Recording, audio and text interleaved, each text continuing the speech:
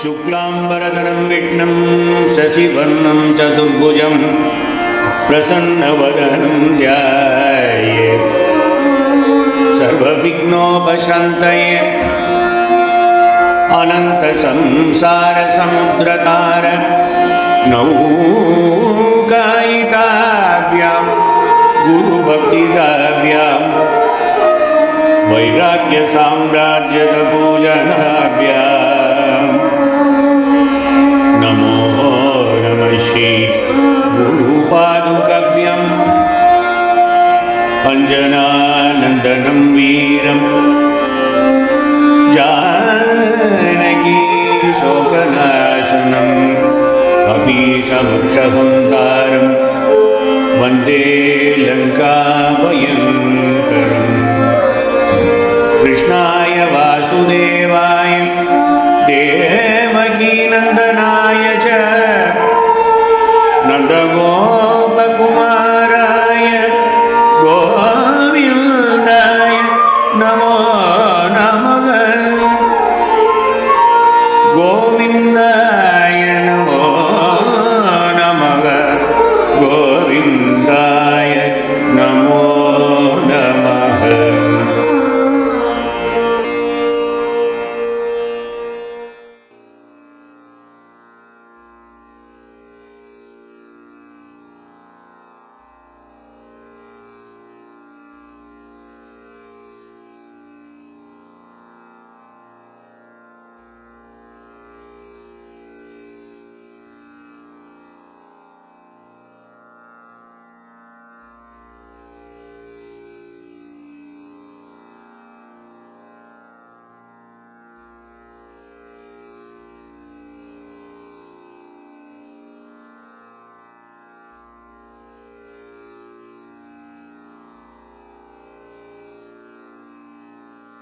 In the previous Dasakam, Bhattadri traced the progress of a spiritual aspirant through the well-known Ashtanga discipline or eightfold discipline of yoga, the Lord being meditated upon in the form of supreme consciousness bliss.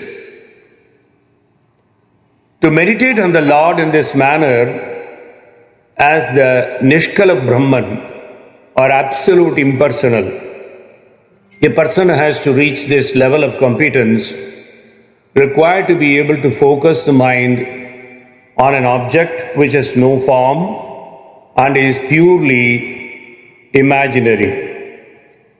This is extremely difficult, almost impossible, I would say, for an ordinary person. Hence, for those who are not yet competent or mentally equipped to follow this method, Bhattadri recommends the worship of the Lord in the cosmic or in the VIRÁT form, otherwise known as the VIRÁT Swarupam. In this Dasakam, that's the chapter 5, the poet first describes the state of affairs that was prevalent prior to the evolution of the cosmic form of the Lord. In other words, prior to VIRÁT Purusha or the advent of creation, what was happening? How does it transit into VIRÁT Purusha appearance? Vyakta vyaktamidam na kinchidabhavat prag prakrita prakshaye mayayam gunasamya ruddha vikruto tvayagatayam layam no mrityuscha tadamrutam cha samabhutanahno naratre stitihi tatraikastvamasishyata akila parananda prakashatmana.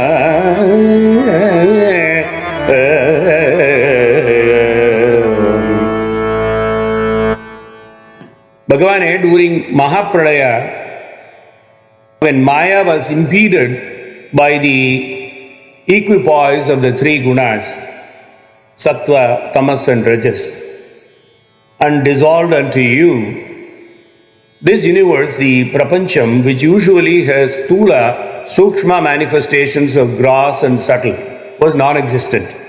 There was thus no death Liberation is immortality also, you can say that. And there was no day or night. There was just you that remained verily a supreme bliss consciousness. Can we call it total darkness? No. While scholars and very many saints visualized total darkness and the pervasive supreme bliss either as vacuum or inexplicable light, Alvars and a myriad saints visualize this scene differently. As the small child reposing on the floating banyan leaf in endless waters as Vatapatra Sai, as I mentioned in the last segment of our previous appreciation of the 100th Dasakam. Alamarattin ilai meloru palaganai, Alamarattin ilai meloru palaganai, Nyalamelumunda narangattaravinaya, Nyalamelum உண்டானரங்கத்தரவினயணையான் கோலமாமணியாரமும் முத்துத்தாமமும் முடிவில்லதோரழில் நீலமேனி ஐயோ நிறை கொண்ட தென்னெஞ்சினையே நிறை கொண்டதன் நெஞ்சினையே.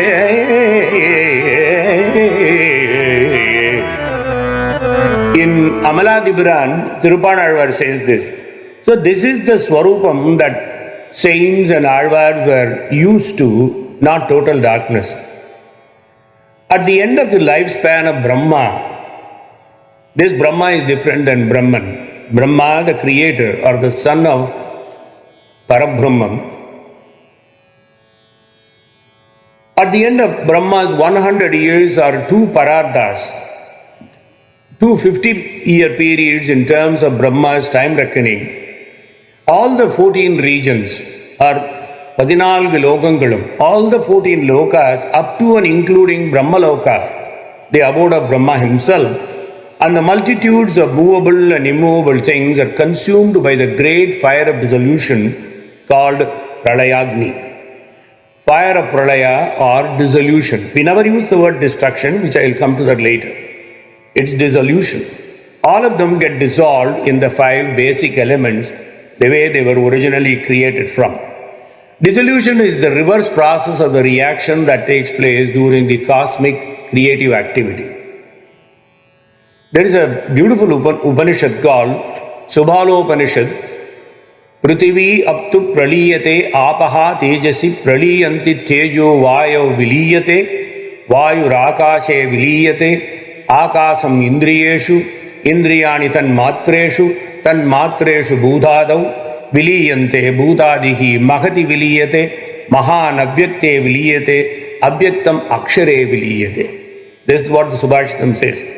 Among the 5 elements, namely the earth, water, heat or fire, air, akasha or ether, the earth dissolves in water, water gets absorbed by heat. Fire gets absorbed by air gets absorbed by akasha or ether. Akasha melts in cosmic power called the Indriyas, and the cosmic power in Tanmatras or the subtle essence which is their natural cause. Tanmatras melt in the cosmic ego, we call it Ahankara, which we talked about yesterday. The cosmic ego in the great principle of cosmic intelligence. We should not misunderstand this Ahankara from the individual human being's Ahankara, which I will come to that later. But this cosmic ego is in the great principle of Mahat Tattvam and the great root matter called Mula Prakriti, which is Maya, the great veil. And finally, the root matter or Mula Prakriti melts into the eternal attributeless Brahman. This process of dissolution is termed as Prakrita Pralaya, Maha Pralaya or Brahma Pralaya.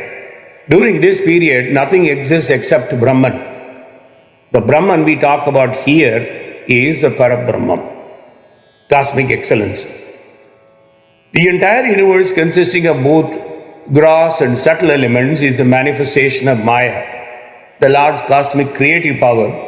Maya is composed of the Trigunas, are constituents of nature known as Sattvam, which is purity and goodness, Rajas, intense activity, and Tamas, ignorance or inertia.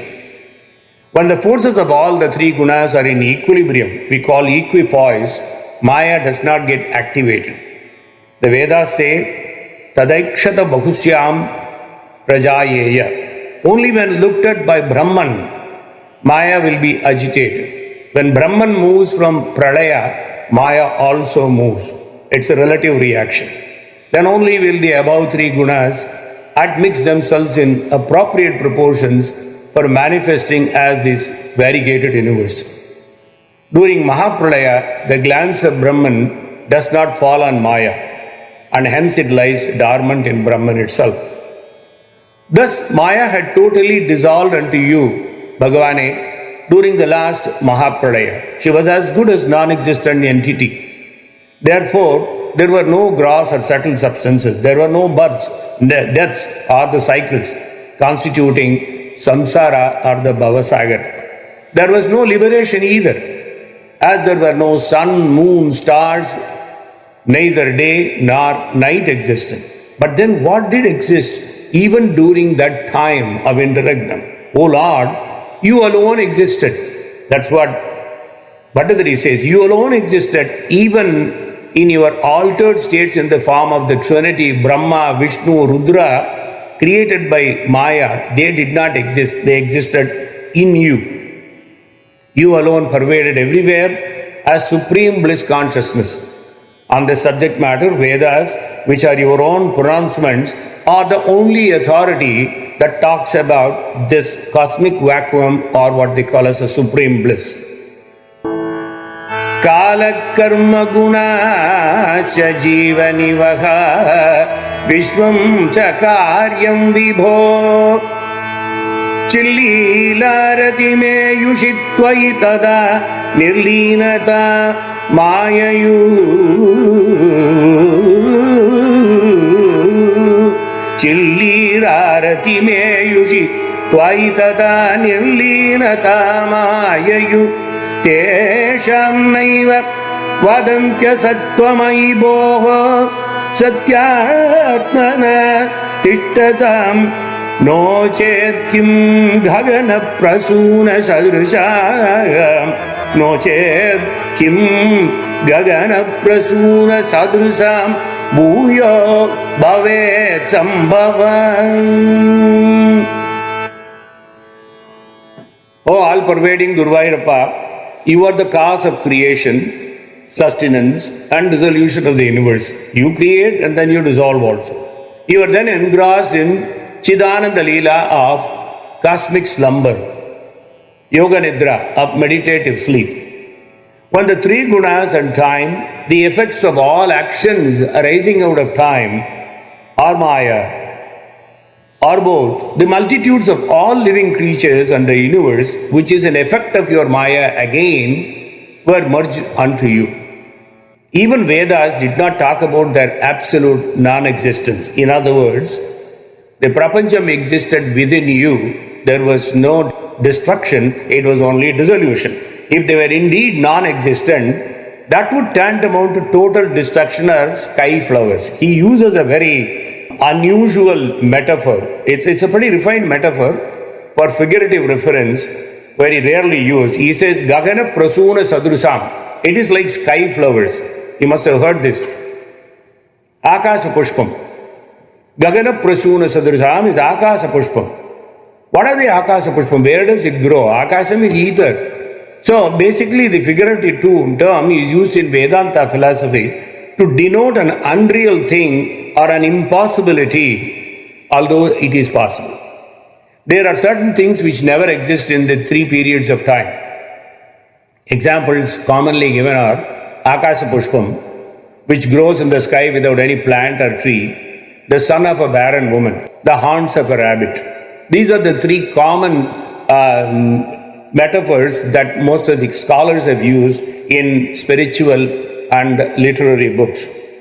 In this sloka, it is pointed out that the beings did not face total destruction during the time of Pralaya, but they did exist in the subtle or seed form or the bija form and came into manifestation only when the new cycle of creation started from Paramatma. In other words, the activity of creation after Pralaya is the manifestation of what is latent and not the production of something which was absolutely non-existent earlier prior to the Pralaya. This kind of a theory was questioned about 200 years ago, 300 years ago by some of the Western scientists who were trying to be somewhat spiritual and try to analyze our Puranas and our beliefs. Now they have understood that such a questioning is itself wrong, because now they have bija of some of the creatures who we presume as dead. These eggs are actually frozen in Arctic and Antarctic, and after 12 years or 16 years or 24 years, there is another cycle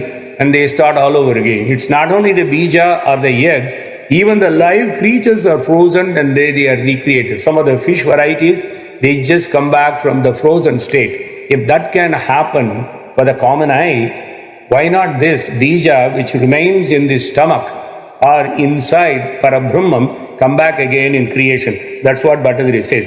Bhattadri's statement may sound somewhat confusing here, but here is the subtle distinction which may clarify the actual sentiment behind this. All gross elements were totally merged into Parabrahman, like the phenomenon of salt dissolving in water. When salt is dissolving in water, it becomes indistinguishable, but could be recreated from the very dissolved solution by heating it. Then you are able to separate salt and water once again. In other words, there was no destruction of the salt, but there was only a simple dissolution. That's precisely what happened. At the end of Pralaya, everything gets dissolved, they get into Paramatma, and then Paramatma recreates them. How does he create? That's what is the next eight slokams. That's why this operation is known as Pralaya. Pralaya is Pralaya, meaning grand dissolution, and not something else that would denote grand destruction. Evam chat viparardhakala vigata viksham.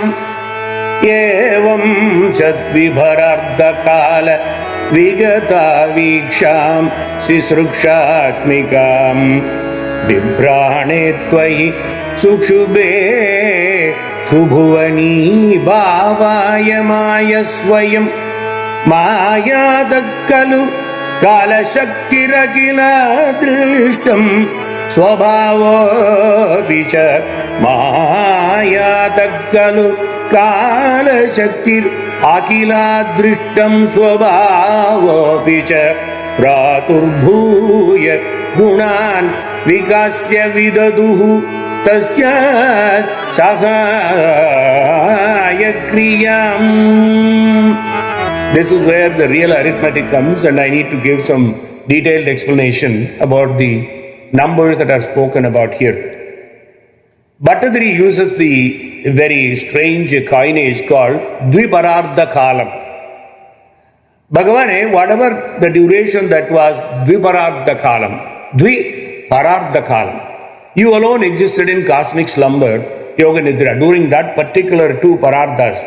At the end of Pralaya, when you were awakened by the power called time from your Yoga Nidra, you expressed your will to restart the cycle of the world, not by positive accent or something, you slightly moved. The minute you moved, Maya, which was completely dormant inside you, thought the signal has come, and Maya also moved. Ichchamatram Prabhu Srishtihi. Vedas say the creation is just the will of the Lord. Lord willed. He never even gave any signal to Maya. He just willed. The will was translated by Maya right away to start the creation. Bhattadri beautifully explains the sequence. At the end of Dviparardham, you moved when the creation of the universe, Maya, which was dormant inside you, moved automatically. From Maya, which sprung into action instantaneously, emanated Mahakalam. From Maya to Mahakalam, this is the time. And the sum of all actions, meritorious and sinful, they all started being created like in a super fast, unimaginable speed. The threefold gunas were also unleashed to help Maya proceed with creativity in universal proportions. Universal meaning gigantic, inexplicable proportions. Is it not irony, Guru Ayyappa, that though time or Mahakala emerges from Maya, it is only with Mahakala's help that Maya can actually proceed with the creation? It's somewhat strange. That's what Bhattadri asks as a question. Let's see what is Dviparardham. Instead of just skipping and just running along to the next slokam, we have the luxury to explain a little bit about the Parardha. What is a Parardha and Dviparardha? Brahma, the son of Parabrahman, the first creation, when Parabrahman orders him to create further, or otherwise known as Brahmadeva, the incarnation of the Lord Supreme, entrusted to the duties of Srishti after Pralaya. So he is given 100 years. Don't think it's the 100 years is your time and my time. It is Brahma Varsha. The lifespan of 100 years is called the Brahma Kalpam or Brahma's lifespan. It's also called Brahma Kalam. One Parartha is 50 years of Brahma's lifespan. It's the middle of lifespan. So Dviparartha, for beautiful Sanskrit construction he uses, instead of saying Brahma's age or something, he said Dviparartha. 100 years is made into 2 into 50. As per Vedic science and arithmetic, total age of this universe is 311.04 trillion human years. These human years can be easily calculated. One may wonder, sir, where did you pull these numbers and are they real and can they be real? Yes, they are in Vedas. If we are willing to accept that the dinosaur and Tyrannosaurus and so many others existed millions of years ago and they put a number there, and they say the earth was created billions of years ago, and actually the whole cosmic creation of planets really exploded billion years ago. All of them we are willing to nod our head and accept and read in our scientific books.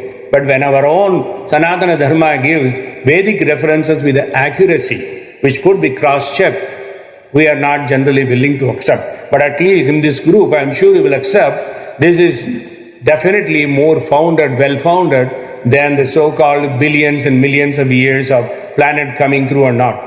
All those things have been said already, and Bhattadri narrates all of them in this Dasakam, so they possibly may even have been the basis for the modern scientific discovery of cosmic evolution, breakup into planets, etc.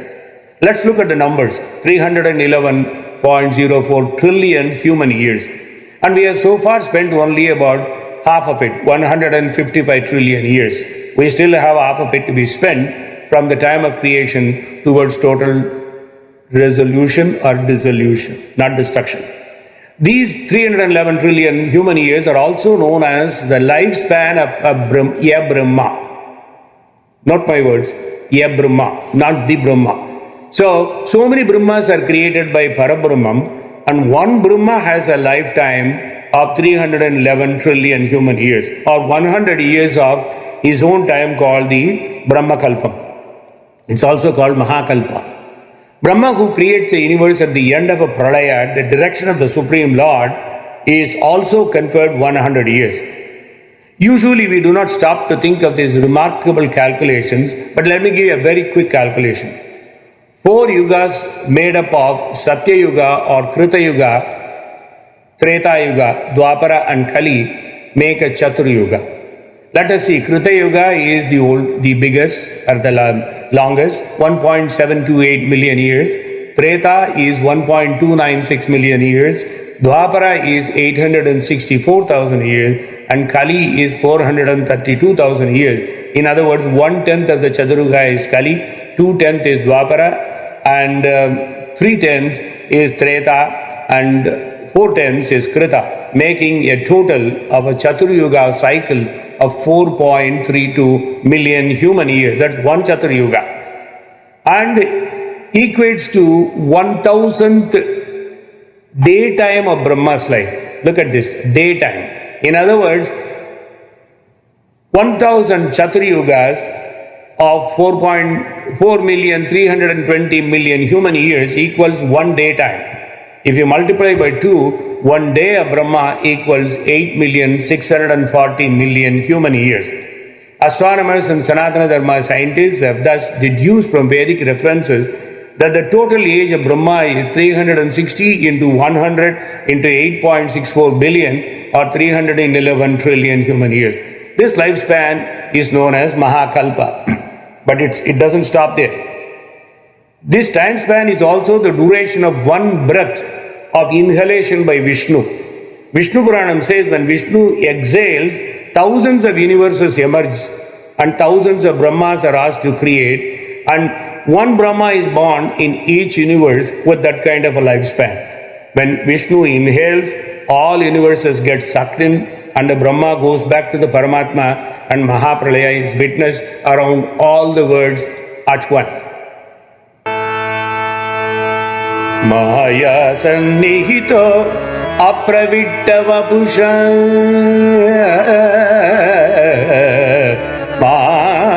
Maya sannihito apravitta vapusha Sakshiti gito bhavan Vedaistam pratibimbato Vivishivan jivo pinaiva para Kaladi pratibodhitata bhavata Sanjodita chasvayam Maya sakalu Buddhi tattvam asrujate Yosau Mahanuchyate.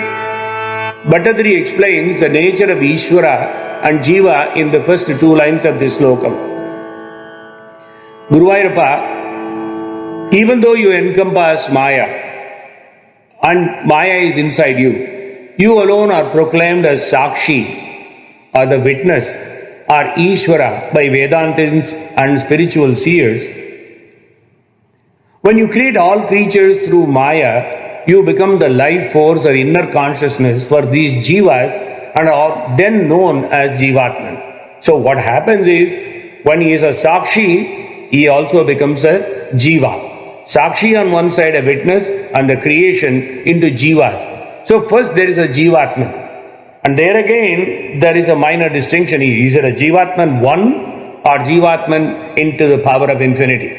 That's why there are countless Jivatmans spoken about and mentioned by Bhattadri here. This explains why Paramatman, the absolute and indivisible, is only one, where a Jivatman is divided, fragmented, and multitudinous, and it is in numbers which you can't even contemplate. In Shanti Parvam in Mahabharata, Vyasa described Sri Hari like this: Harirevahi kshetrajño nirmalo nishkalastata jivascha sarvabhuteshu panchabhuta gunatika. Sri Hari is indeed the indwelling spirit, flawless and absolute. He is also the Jiva in all the beings who has transcended the 5 elements and the 3 gunas. In the second part of the slokam which I just narrated, Bhattadri says, Buddhi Tattvam Asrujatyo. You may have seen the coinage, Buddhi Tattvam Asrujatyo, Yosau Mahan Uchyate. Buddhi Tattvam Asrujat Yosau Mahan Uchyate. Guruvayurappa, Maya herself created the principle of cosmic intelligence, which is called Mahat Tattvam.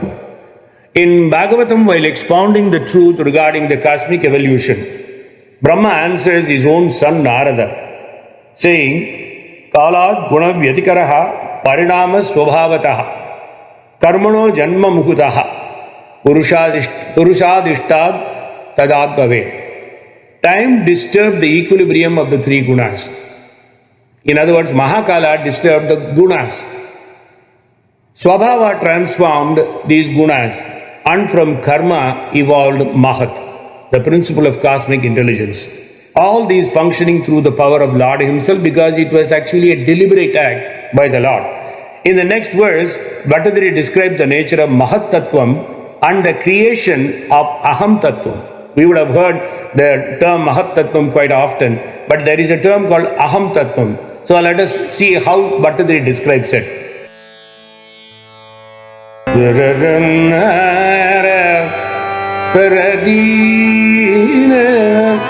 Tatrasau trigunaatmakopi cha mahan Tatrasau trigunaatmakopi cha mahan Sattva pradhana swayam jivesmin kalu Nirvikalpa mahamid buddhoda nishpadakaha Jives Chakresmin kalu nirvikalpamahamidyudbodhanishpadakaha Chakresmin savikalpabodhagamahan tattumahan kalvasau sampushtam trigunaihi tamoti bahulam Trigunai tamoti bahulam Vishnu bhavat prerana. Bhagavane, among the effects of Maya, the same Mahat-tattvam, principle of cosmic intelligence, although in itself constituted of all the three gunas, tatrasau trigunatmagopicha mahan sattva pradhana swayam, but being predominated by sattva guna is causative of the cognition.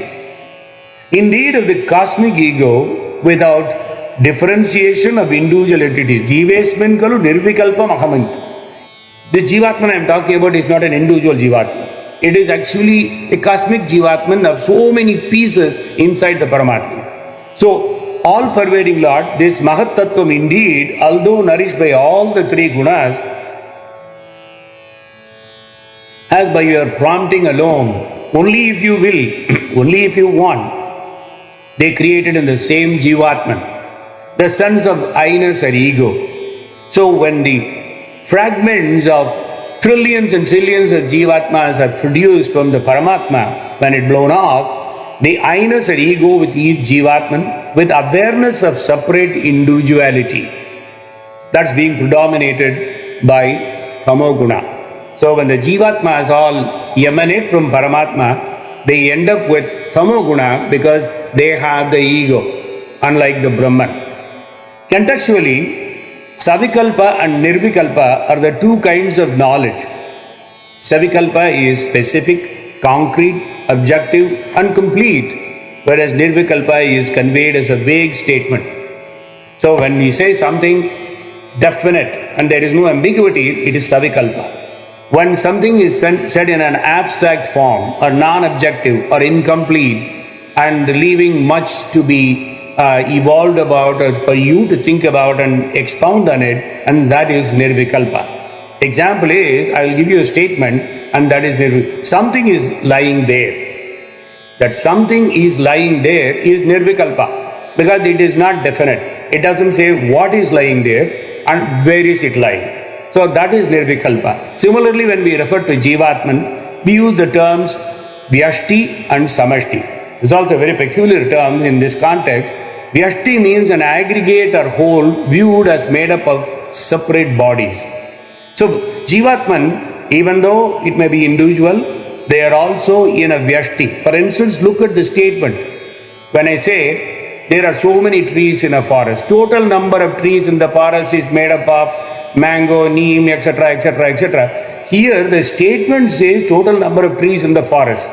But the entire lot does not refer to the individual type of trees. We are only just making a generic assumption here. So that is Vyashti. Vyashti Jiva is the self in each living being. Samashti Jiva, which is the support for all Jivas, is only one, and that's Paramatma. So the Paramatman, which is the emanating cause for billions and trillions of Jivas coming out of it, can be on a Vyashti basis, and when they all coincide unto the Paramatma, it becomes Samashti Jiva. Mahat-tattvam, which has a preponderance of Sattva Guna, creates very abstract I sense or abstract ego in the Samashti Jiva, while Aham Tattvam, which has preponderance of Tamas, creates specific and particularized ego in the Vyashti Jiva. So if you just go through the same cycle of what is Vyashti Jiva, what is Samashti Jiva, then you will understand Aham Tattvam and the preponderance of Tamas. From Tamas we need to get into the other two gunas before we get to the Paramatman. That's spoken about in another canto to follow. The three types of Aham Tattvam are explained in the next lokam.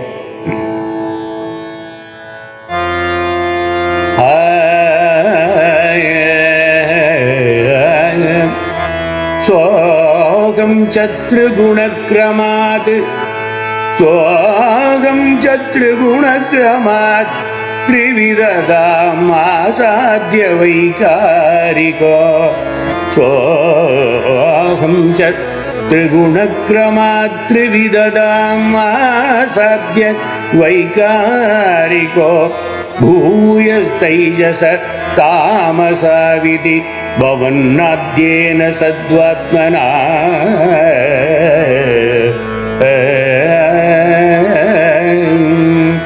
Devanindriyamanino Kruta Devan Indriyamanino Kruta Disha Vatargapashyashvino Vanindrachuta Mitrakan Vanindrachuta Mitrakan Vidhu Vidhi Shirudra Sharirakan. This is a very beautiful description of Jnanendriya Devata, Karmendriya, Manam, Buddhi, Ahankaram, Chittam. They are all described in this particular slogan. The Ahankara, what we call as ego, which is nothing but a product of Mahat-tattvam. In order for creation, there has to be ego. Not the ego that we normally talk about. This ego, Ahankara, has to be there because it's a product of Mahat-tattvam only, the principle of cosmic intelligence.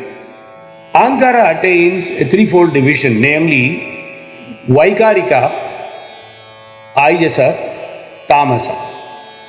Vaikarika and Aijasa and Tamasa, you see, when you just look at them in an order, derived respectively from Sattva, Rajo and Tamo Guna. Then using the first of the three divisions, Vaikarika, predominated by Sattva Guna, creates 14 presiding deities. Vaikarika alone picks on the Sattva Guna and creates 14 deities, presiding deities. When I say these deities, do not have specific ideas about a god or demigod or something. Just closely watch. 5 of the organs of perception, 5 of the organs of actions, and 4 of the aspects of inner conscience are the 14 tattvas, and these are presided over by 14 deities. What are the organs? Eyes. We see them through. That's Aditya presides over these eyes. Ears, Diks preside. Nose, Prithvi. Tongue, Varuna. Skin, Vayu. Mouth, Agni. Hands, Indra. Feet, Vishnu. Anus, Mrityu. Generative organ, Prajapati. Mind, Chandra. Intellect, Brahma. Ego, Shri Rudra. Reasoning faculty is Kshetrajna. These are the 14 actions necessary for any jiva to walk around and do their kriya or karma. For them there are 14 deities, and these are all created in the first division of Vaikarika by the Ahankara, which nothing but product of Mahatattva. There is a beautiful vakyam in Subhalopanishad for each one of them, for these deities and how they were created. That is the basis for even these kind of assertions and delineation. Chakshuradhyayam drashtavyam adibhutam adityaha tatradi daivatam. It is only for the eyes. Srotram adhyatmam srotavyam adibhutam dishaha tatradi devatam. Nasavadhyatmam dratavyam abhibhutam prithvi tatradi daivatam. Likewise, there are 14 of them. Those who are interested, I can give you this Subhalopanishad, which is a pretty unusual Upanishad. It describes all the 14 functions and Kriya deities and who preside over that. I will give you a little bit of a background on Subhalopanishad. It is attached to the Sukla Yajurvedam and classified as one of the Samanya Upanishads of Sanatana Dharma. Together with the relatively older Upanishad god Mudgala Upanishad, these are the two Upanishads that discuss the Purusha Sukta of Rigveda. That's why I wanted to talk about this. Purusha Sukta is very pertinent as far as this canto is concerned, because towards the end, Purusha Sukta is being talked about by Bhattadari. And because there is Purusha Sukta being discussed, I am trying to explain here. Subhala and Mudgala explain this Purusha Sukta in a very vivid manner. Both notable for asserting that Narayana is the super Brahman or superior, highest reality and the supreme being. The Subhala Upanishad text differs from Mudgala Upanishad in presenting more verses of the Purusha Sukta. They are being longer and for declaring Narayana to be the father, the mother, the refuge, the friend, and the goal of every living being. The text is notable as the one frequently referred to by Bhashyakara Sri Ramanuja, the great 11th century proponent of Visitadvaita or qualified monism of Vedanta philosophy. Some modern scholars suggest that the Narayana theology of the Subhala Upanishad have been the decisive impetus to Ramanuja's Visitadvaita philosophy. So they believe that it's being based on Subhala Upanishad. Gerhard Oberheimer wrote a beautiful book along with Marian Rastelli about nearly 15 years ago, published in Germany, and it has been translated in English in India. This is a book called Studies in Hinduism. He actually gives a very delectable explanation about Subhala Upanishad, the mutual influences and relationships of Visitadvaita Vedanta and Pancharatra. I talked about Pancharatra being there even before Vedavyasa classified these Vedas. So that and the Subhala Upanishad and Mudgala Upanishad have been compared by the German scholar who had spent about the entire lifetime doing this research. It's very pertinent here, I have to mention with great gratitude, as a college student when we were doing Purusha Sukta under the Vedic guidance of great Anna Subramaniya Iyer. He lived a very long life. He lived for 97 years and he only passed away in 1992, some 28 years ago.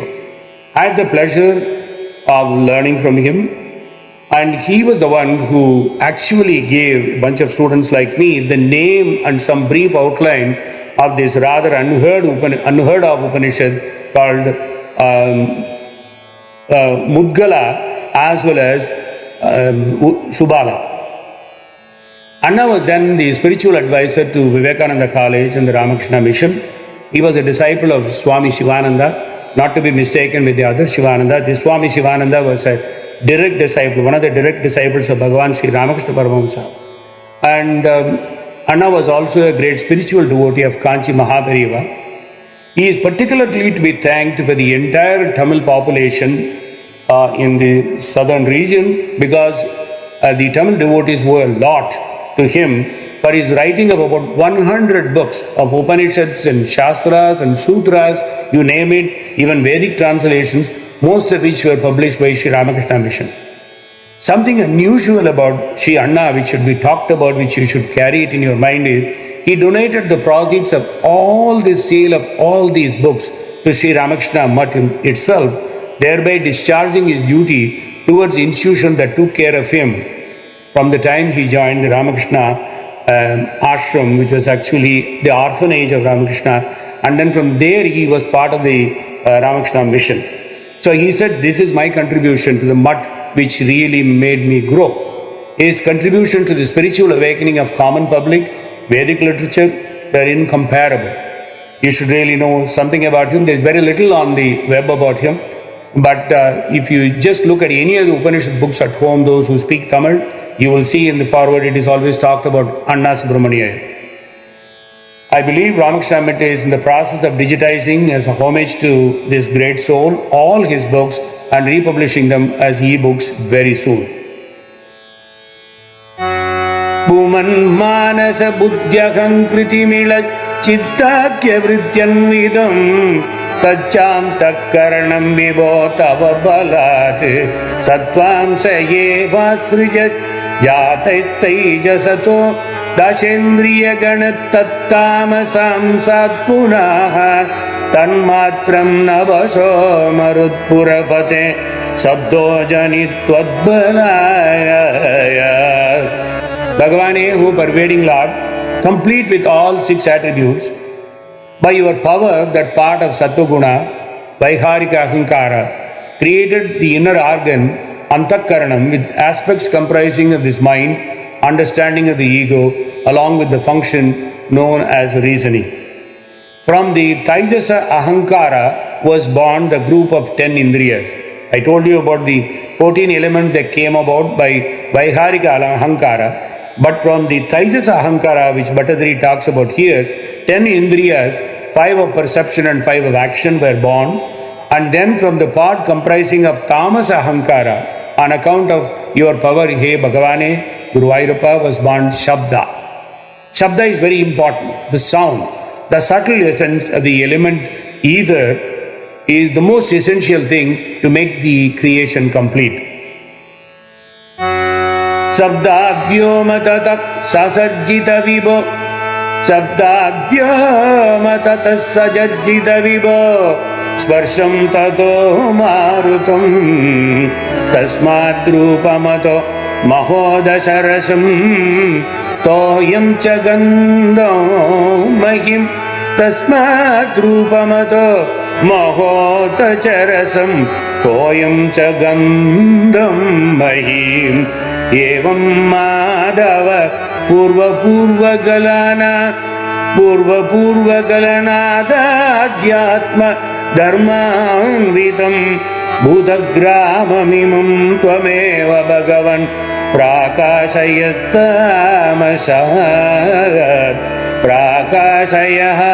tamasah. Here Bhattadri addresses him, Hey Vibho Bhagavan. He shows that he is the only one capable of performing the activity of such a magnificent creation. When Bhattadri uses this unusual verbal form in Sanskrit contextually in the slokam, sasarjita, very rarely being used, it's in a verbal form, which is the one to be used while addressing in the second person in Sanskrit. And Bhattadri, although addresses him in the first person, this term he uses is in the second person. This is indicated of the fact that the entire work of creation has been attributed to him. That's why he uses the second person as a sasarjita. Taittiriya Upanishad says, from the very Atman, ether came to be. From ether, air came. Air to fire, fire to water, from water to earth. Let us see the actual Taittiriya Anuvakam, which is very interesting.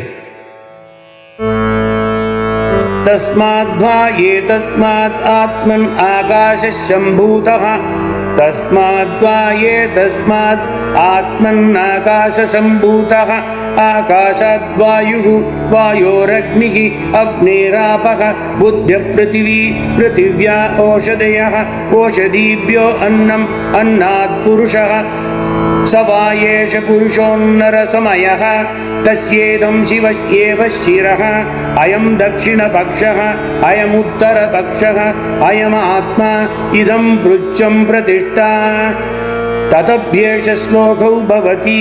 This confirms the origins of all elements and can be taken as authority universally by all genuine pursuers, irrespective of caste or creed or belief or religion, because this is the genesis. If one were to really be interested in the scientific evolution, they should go to the Taittiriya Upanishad, and this is the quintessence of creation.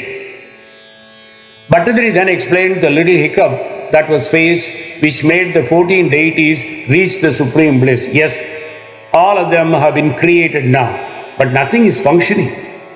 So Bhattadri imagines a situation where everybody has done their job and all of a sudden there is inaction. They don't know, they run to the supreme bliss, Paramatma, and they blame the Maya, but they go to Paramatma and say, hey, nothing is working, kindly give us the solution.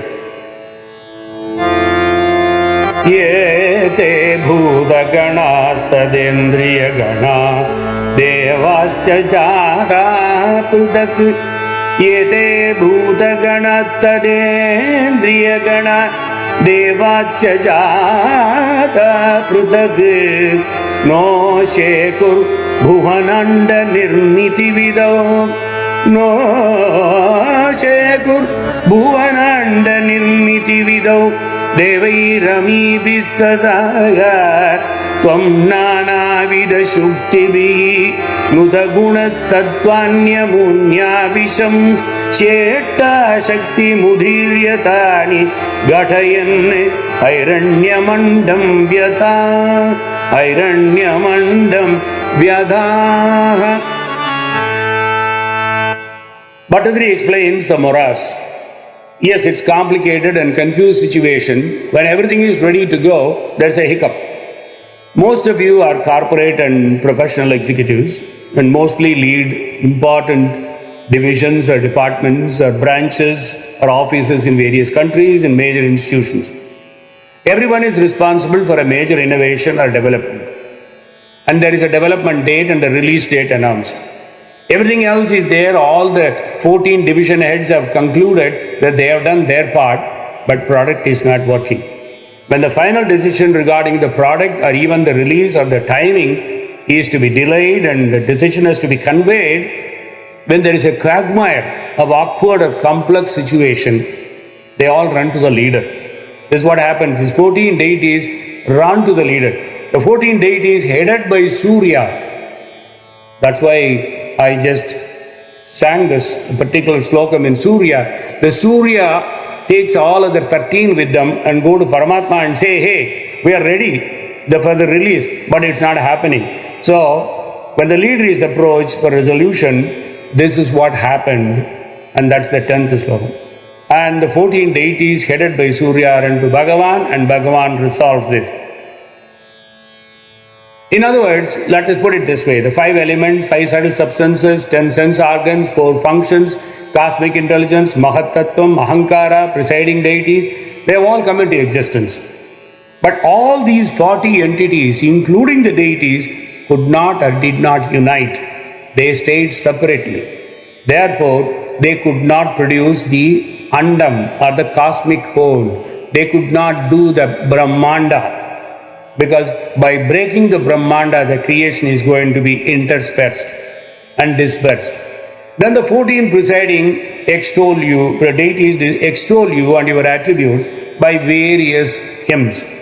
You had already assumed the divine sportive form of pure Sattvam as soon as you had created Maya. So, naturally, when you are pleased by their prayers, you entered the 26 categories out of the 40, consisting of 10 elements, 14 organs, Mahat Tattvam and Ahankara simultaneously and concurrently. You generated creative power in every one of those naturally inanimate elements which existed separately. All of a sudden, you did the magic and united these 26 elements by simply your Paramatma Swarupam. When you did that in proportion to the importance of their qualities and in the order of what importance they have, and produce your own body from out of these 26 elements in the form of splendid golden cosmic yag. In other words, he creates the penultimate step of creation, Brahmanda, containing all the 14 worlds are created. And then he calls the 14 deities and says, okay, now I have created a Brahmanda. Take the 14 different chapters or areas and these will be your lokas and run them. This is how he gives the ordainment. So the evolution of the Lord's cosmic form, VIRÁT Swarupam, is described in the last slokam. As most of you may be aware of the term, VIRÁT is defined as Vividham Rajate iti VIRÁT. The cosmic body shines in many ways. That is called VIRÁT. So in other words, the most shining Swarupam is VIRÁT Swarupam. The Brahmanda, when it shines, after being ordained by the leader, having united the 26 elements and handed to the 14 deities which control these 14 lokams, the Brahmandam is ready to go, burst into creation. Andam Tatkalu Purva Sritta Salile Adittat Sagasram Saman Andam Tatkalu Purva Sritta Salile Adittat Sahasram Saman Nirbindan Nagrita Chaturdasa Jagat Rupam Virādakwayam Sahasraihi Karapada Murtani Vagehi Nishchesha Jivatmako Nirbhatosi Marutpuradipa Samam Nirbhatosi Marutpuradipa Nirbhatosi Marutpuradipa Samam Trayasva Sarva Mayat. O Lord, the cosmic yag, inanimate as it would have been, subsisted in the already created cosmic waters for 1,000 years. At the end of this period, Krishna, you entered the sphere. In fact, immediately Lord did not go to the rescue. He made them sweat for 1,000 years. At the end of that period only he decides to get into that. You entered that sphere using your inexplicable power to break it open and shaped it into 14 spheres or 14 lokas, wherein you manifested yourself in your own cosmic form in every one of those lokams. What are those 14 lokas? Those gradually came to be known as the 14 worlds. Irelu Padinangu Lokam. This is what we say in Tamil, 2 into 7. Why is it 2 into 7? 7 below the earth and 7 above, including earth. The nether worlds are below the earth are called Atala, Vitala, Sutala, Talatala, Mahatala, Rasatala, Patala. These are the 7 lokas below the earth. And the earth and above are Bhuvaha, Bhur Bhuvaha, Swargaha, Mahar, Jana, Tapo, Satya Lokam. These are the 7 loka. Those of you who are familiar and who have been used to Sandhya Vandanam, when we do the pranayama, we say Bhuhu, Bhuvaha, Suvaha, Maha, Janaha, Tapaha, Ohum, Satyam, Hom. Finally, this is how we do. So all of them are really all the head of those lokas. Nothing but this Brahman's creations. You invite all of them actually in your invocation of prayer. This universe is called Chaturdasha Bhuvana also because it has got 14 different dasha or even loka. 14 different planetary systems are there. Why should we care to know about these details? Here is your answer. We are wandering in these different planetary systems up and down, life after life, without your own knowledge. If we are pious, then we are promoted to the higher planetary system by gradations. Swargaloka, Janaloka, Maharloka, Tapoloka, Brahmaloka, Satyaloka. Depending on how much of punyam you have done, each time you get a promotion and you go up. If you are not doing punyam, you are adding more and more sins, then you go down. And if we are impious, then we are downtrodden. We go down more and more. So I will just give you only 2 or 3 Gita vakyams before you conclude. Urdhvam gachanti sattvastaha. This is Bhagavad Gita. If you are situated in Sattva-guna, then you are promoted to the higher planetary system. Ado gachanti tamasaha. Jaganya guna vrittista ado gachanti tamasa. If you are infected with tamo guna, then you go down and down and down and down. Madhye tishtanti rajasaha. In other words, if we are infected by the modes of passion, then we keep ourselves in the middle, neither here nor there. But Krishna says in the Bhagavad Gita, Abrahma Bhuvanal Loka Punar Avritina Arjuna Mamupetyetu Kaunteya Punar Janmana Vidyate. Even if you go to the highest planetary system, it is called Brahma Loka, where the duration of life is very, very long. But at the end of it, you still have to come down. That's also described in Bhagavad Gita. Sahasra Yuga Bharyantam Aharyad Brahmano Viduhu Ratrim Yuga Sahasrantam Te Horatra Vidho Janaha. It doesn't mean that once you go to Brahmaloka, you're going to be pretty happy about it. That's the end of it. Hey Krishna, you created this cosmic body consisting of 14 worlds. And you shine many thousands of hands, legs, heads as the collective living form of all worlds. Nirbhatosi Marutpuradipasamam Trayasva Sarvamayat. Sahasrasirsha Purusha Sahasrachas Sahasrabhat Sabhumim Vishwato Bhutva Attadishtatashangulam. This is what Bhattadri concluded. Paramapurusha has thousands of heads, thousands of eyes, thousands of feet, pervades the earth everywhere, manifests and stands as one who is beyond arithmetic of calculating with 10 fingers. Anekabad Udaravaktaranetram Pashyami Tvam Sarvato Anantarupam Nantam Namadhyam Na Punaswavadim Pashyami Vishveshwara Vishwarupa. This is Bhagavad Gita. Absolutely confused and perplexed Arjuna, upon seeing the VIRāt Purusha, when Krishna shows to him, he tells Krishna, Oh Lord, I see your body in many arms, bellies and mouths and eyes and expanded everywhere. Can you contain yourself into a single Swarupam so that I can worship you without fear, without being bamboozled?